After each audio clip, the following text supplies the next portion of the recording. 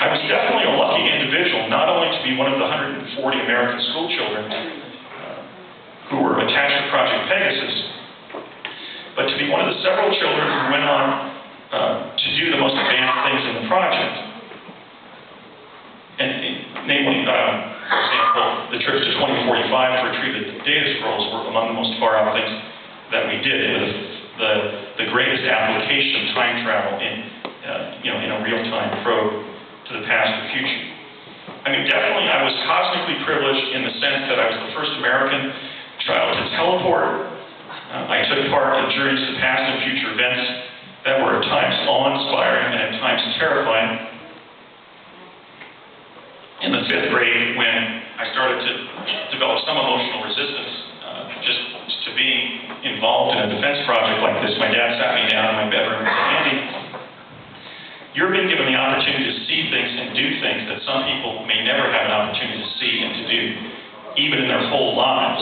And he was actually starting to cry because he felt that we were privileged to be involved in something that he viewed as he said to me right before his death in 1990, something that was great. We were being given a range of human experience that was being held back from others. I also remember when it would be explained to me, not with huge keenness, but I had some sense of pride of being involved in my nation's defense efforts during this hour of maximum danger. There were really two Cold War threats that the U.S. government was worried about. One was, I call them the Greys and the Reds. We were beginning to be visited in earnest by extraterrestrials and interdimensionals, beginning, at least in earnest, in the 1940s, after we began blowing up nuclear weapons.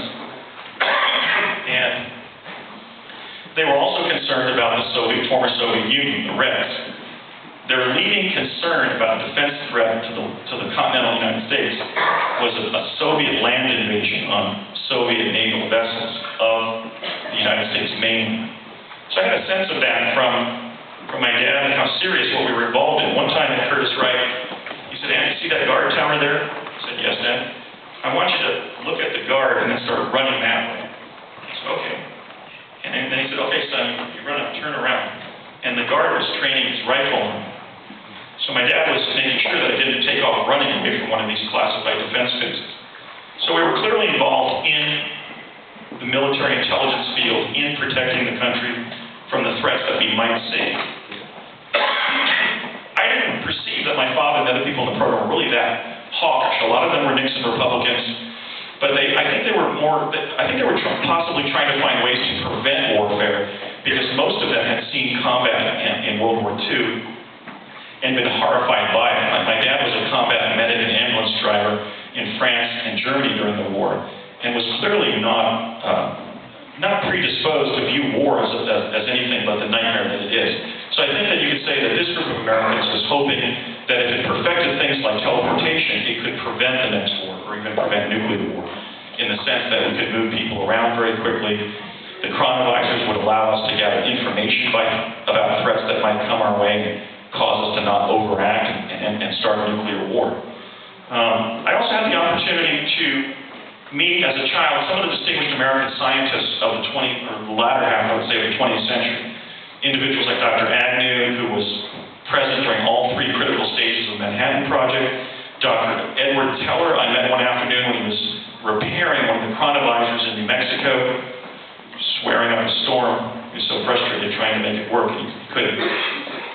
My father introduced himself to Dr. Emilio Segre, another one of the Manhattan Project scientists, in the hallway at Lano. And I remember he said, "Oh, teleportation, that's fascinating. You must keep me apprised of your activities." Dr. William Shockley, one of the co-inventors of the transistor at Bell Labs, was the only project participant to thank the children for our involvement. I met him at Bell Labs in mid-1972. And then, of course, Dr. Colgate, who would go on to a distinguished career at Lano, a public career in astrophysics. And I think that was positive. I remember, I think just personally, a positive dimension of what I experienced is that I remembered everything that happened, so that moving forward in time, I could fulfill my life's purpose and tell the epic story of what Project Pegasus achieved.